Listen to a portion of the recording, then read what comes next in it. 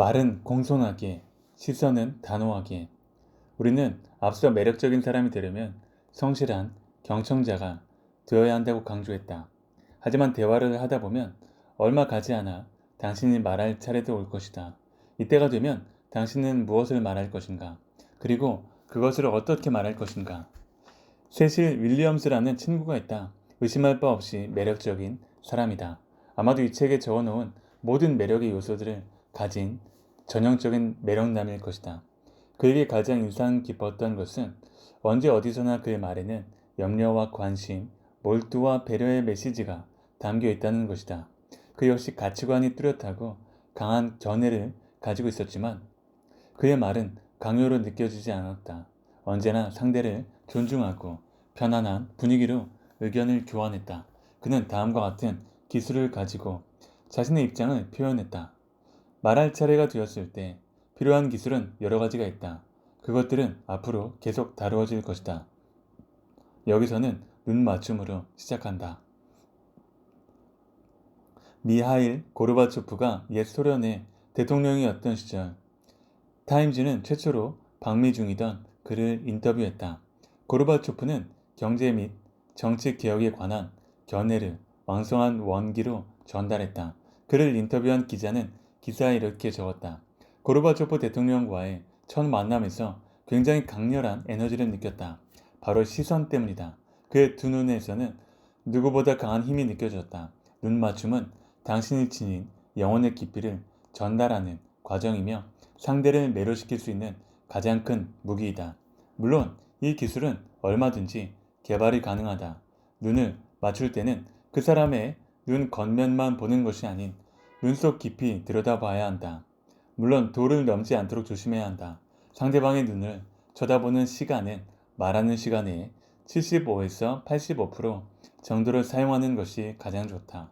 그렇지 않으면 상대에게 부담감을 줄 우려가 있다.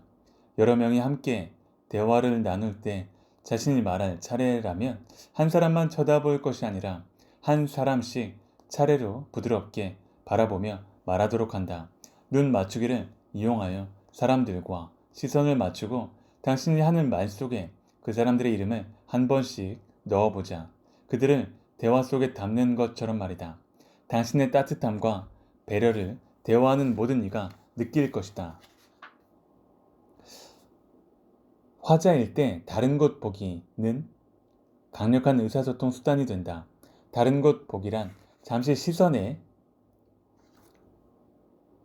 초점을 상대방의 눈에서 얼굴 측면, 즉 상대의 머리, 오른쪽 혹은 왼쪽을 무심히 바라보는 것을 말한다. 단 머리 위쪽을 쳐다보는 우스꽝스러운 일은 하지 말아야 한다. 그렇게 하면 말을 듣던 상대방은 자신의 주변에 당신의 주의를 흐트러뜨리는 무엇이 있다고 생각하고 당신보다 자신의 주변에 관심을 두게 될 것이다. 마찬가지로 말하다 말고 상대의 얼굴 밑을 보는 행위도 삼가야 한다. 이럴 경우 상대는 자신의 얼굴에 음식물이 묻었거나 옷에 커피 등이 튄 것은 아닌지 의심할 것이다. 다른 곳 보기가 중요한 이유는 긴장한 상대를 편안하게 할 수 있는 효과적인 방법이기 때문이다. 즉 다른 곳 보기는 듣는 이에게 다른 사람이나 사물에 관심을 둘 기회를 주기 위한 것이 아니라 당신에게서 뿜어져 나오는 지나치게 강렬한 기운을 받지 않도록 상대방을 주기 위한 것이다. 특히 다른 곳 보기는 1대1 대화에서 기본으로 갖추어야 할 테크닉이다. 앞으로 누군가와 얘기할 때는 시선을 상대의 오른쪽 또는 왼쪽 귀로 옮긴 다음 다시 입과 눈으로 돌아오도록 한다. 단 반드시 짧게 하라. 절대로 2, 3초를 넘겨서는 안 된다. 그렇지 않으면 당신은 주의 산만한 사람으로 여겨질지도 모른다. 눈 맞추기와 다른 곳 보기, 이 두 가지는 상대방과 대화할 때, 특히 당신이 말할 차례일 때 상대방을 불편하게 하지 않고 편안하게 하기 위한 것이다.